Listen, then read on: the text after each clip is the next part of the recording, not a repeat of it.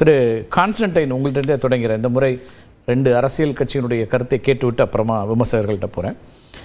இதில் 2.5 கோடி வாக்குகள் அப்படின்னு ஒரு டார்கெட்டை குறிப்பிடுறீங்க. முன்னாடி 200 இடங்கள்னு சொன்னீங்க, இப்போ 2.5 கோடி வாக்குகள் அப்படிங்கிறது ஒரு எந்த நம்பிக்கையில் குறிப்பிடுகிறார்? இது ஒரு தொண்டர்களை அல்லது மாவட்ட செயலாளர்களை உற்சாகப்படுத்துவதா அல்லது எதிரில் இருக்கக்கூடியவங்களை ரொம்ப குறைச்சி மதிப்பிடுறீங்களா? அப்படி அல்ல. எங்கள் அரசின் மீதும் அரசு செய்திருக்கிற திட்டங்கள் மீதும் மாண்புமிகு முதலமைச்சர் மீது இந்த நாட்டு மக்களுக்கு இருக்கிற நம்பிக்கையின் அடிப்படையிலும் பார்க்கிற போது ஏறத்தாழ 6.5 கோடி வாக்காளர்களில் நாம் 2.5 கோடி வாக்காளர்களை நாம் கண்டிப்பாக பெற வேண்டும், பெறுவோம் என்கிற நம்பிக்கையில்தான் மாண்புமிகு முதலமைச்சர் ஏறத்தாழ சொல்ல வேண்டும் என்றால் 2024 47% வாக்குகளை எங்கள் கூட்டணி வெற்றிருந்தது. இப்பொழுதும் அதே 47% என்றால் கூட அவர் சொல்லுகிற கணக்கு சரியாக இருக்கும், 50% என்று வைத்துக் கொள்ளலாம்.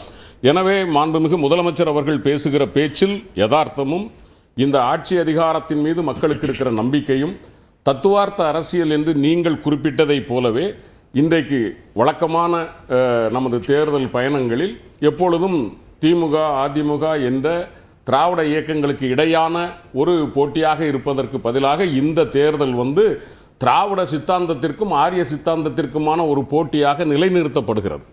ஆனால் இது யதார்த்தம் தானா?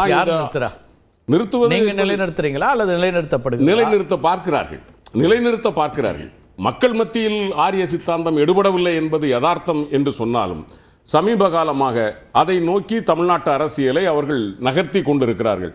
தெரிந்தோ தெரியாமலோ உடன் இருக்கிற எங்களினுடைய இன்றைய சட்டமன்ற எதிர்க்கட்சி அதிமுகவும் அதற்கு துணை போய் கொண்டிருப்பதுதான் துரதிஷ்டம். இதுவரைக்கும் தமிழ்நாடு பார்க்காத ஒரு அரசியல். இது நான் அரசியல் சித்தாந்த போருக்கு வர்றேன். அதுக்கு முன்னாடி ஒரு கேள்வி. அடிப்படையில் இந்த தேர்தல் பலமுனை போட்டியாக இப்போது வரைக்கும் தெரியுது.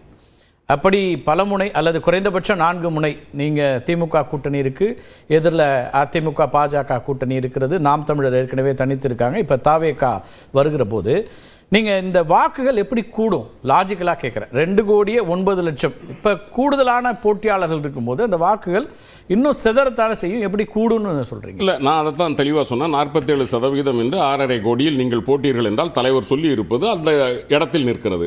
திராவிட முன்னேற்ற கழகம் ஏற்கனவே பெற்றிருந்த அந்த வாக்குகளை தக்க வைத்துக் கொண்டு கொஞ்சம் கூடுதலாக நாம் உழைத்தால் அதிகமான வாக்குகளை பெற முடியும்.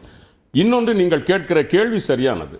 என்ன, மொத்தம் 4 பேர் நிற்கிறீர்களே என்று சொன்னால் திமுக என்பது நம்பர் 1 வெர்சஸ் யார் என்ற இடத்தில் தான் அந்த 3 போட்டியிடுகிறது. நீங்கள் சொல்லுகிற அதிமுக கூட்டணிக்கும் எதிரி யார் என்றால் திமுக, தாவேகாவிற்கும் எதிரி யார் என்று கேட்டால் திமுக, அதே போன்று நாம் தமிழருக்கு எதிரி யார் என்று கேட்டால் திமுக. அப்படியானால் திமுகவிற்கான வாக்கு இட் இஸ் வெரி சாலிட். அதை பிரிப்பதற்கு இங்கு யாரும் இல்லை. ஆனால் திமுகவிற்கு எதிரான வாக்குகளை நீங்கள் பிரித்து நிற்பீர்களே ஆனால் சகோதரர் அமித்ஷா தெரிந்தோ தெரியாமலோ அவர் சொல்லி இருப்பதில் பாதி உண்மை. பீகாரில் வெற்றி பெற்றிருப்பதை போல தமிழ்நாட்டில் ஆளும் கட்சி கூட்டணி வெற்றி பெறும். ஓகே, அவர் என்ன சொல்றாரு? நாங்க எப்படி பீகாரை வெற்றி கொண்டோமோ அதே போல பீகார் மட்டும் இல்ல, மகாராஷ்டிரா, ஹரியானா, இன்னும் பல இடங்கள்ல அவங்க வெற்றிகளை பெற்று. மகாராஷ்டிராவிலேயோ பீகாரிலேயோ ஆளுங்கட்சி கூட்டணி தானே வெற்றி பெற்றது. சரி, அப்படியானால் திமுக கூட்டணி தானே வெற்றி பெறும் என்பதைத்தானே அமித்ஷா சொல்லாமல் சொல்லுகிறார். எதிரில் இருக்கக்கூடிய இந்தியா கூட்டணி துடைத்தெறியப்படும் அப்படிங்கிறார். அந்த இடத்துல அவர் பேசி கொண்டிருக்கிற இடத்திற்கு அது சரி. தமிழ்நாட்டை பொறுத்த வரைக்கும் திராவிட முன்னேற்ற கழக கூட்டணி தானே அது. திராவிட முன்னேற்ற கழக கூட்டணியை தூக்கி எறியக்கூடிய வகையில் பாரதிய ஜனதா கட்சி இங்கு என்ன செய்திருக்கிறது, ஒன்றிய அரசு இந்த மக்களுக்கு என்ன செய்திருக்கிறது, அதைத்தானே மாண்புமிகு முதலமைச்சர் மதுரையிலேயும் சுட்டிக்காட்டினார், இன்றைக்கு பேச்சிலும் சொன்னார்.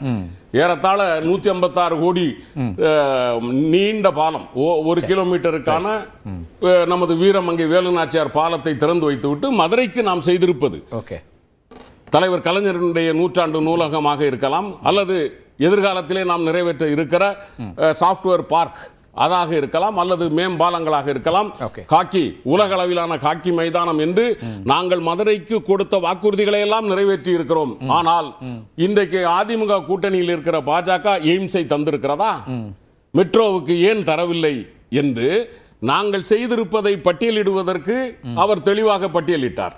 ஏறத்தாழ இன்றைக்கு மதுரைக்கு நாங்கள் ஆட்சிக்கு வந்ததற்கு பிறகு 10,300 கோடி ரூபாய் அளவில் திட்டங்கள் நிறைவேற்றப்பட்டிருக்கிறது. எனக்கு ஒரு கேள்வி என்னன்னா, ஒரு பக்கம் 2,50,00,000 வாக்குகளை பெறப்போகிறோம்னு முதலமைச்சர் சொல்றாரு, பெற வேண்டும் நாம் வந்து இத்தனை திட்டங்களை செஞ்சுருக்கிறோம் அப்படின்னா ஒரு கணக்கு சொல்கிறாரு.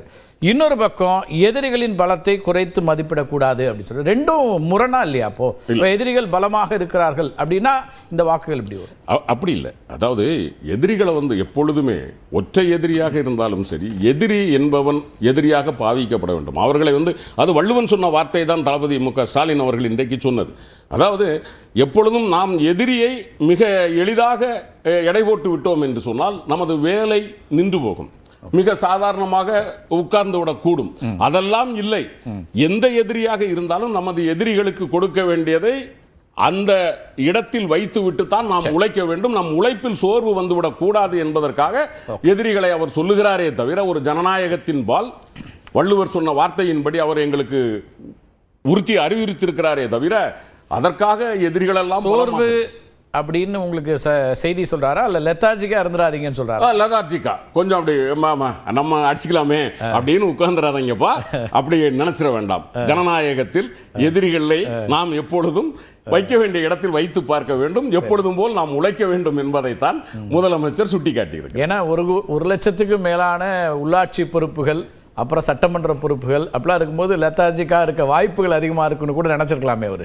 இல்ல, அதைத்தான் நான் சொல்றேன். எந்த விதத்திலும், அதாவது இன்றைக்கு பத்திரிகைகள், ஊடகங்கள் இவர்களெல்லாம் தருகிற செய்திகளில் திராவிட முன்னேற்ற கழகம் வெற்றி பெறும் என்பது எல்லோரும் சொல்லுகிறார்கள். பெரும்பாலும் அப்படியான ஒரு சூழலில் நாம் வெற்றி பெற்று விடுவோம் என்ற மிதப்பில், இன்னும் சரியா சொல்லணும்னா ஒரு மிதப்பில் இருந்து விடக்கூடாது கழக உடன்பிறப்புகள் என்கிற காரணத்தினால் மிக தெளிவாக ஒரு தலைவனாக எங்களுக்கு அறிவுறுத்திருக்கிறார் என்றே நான் நம்புகிறேன். ஆளுங்கட்சியா இருக்கும்போது அந்த தன்மைக்கு வந்துடுறாங்களோ, வந்துடக்கூடாது, வந்தார்கள் என்று சொல்லவில்லை, வந்துவிடக் கூடாது என்பதில் தலைவன். பொதுவா நீங்க பெருமையா சொல்லிக்கிறது எதிர்கட்சியா திமுக எப்படி செயல்படும் தெரியல அப்படிம்பீங்க.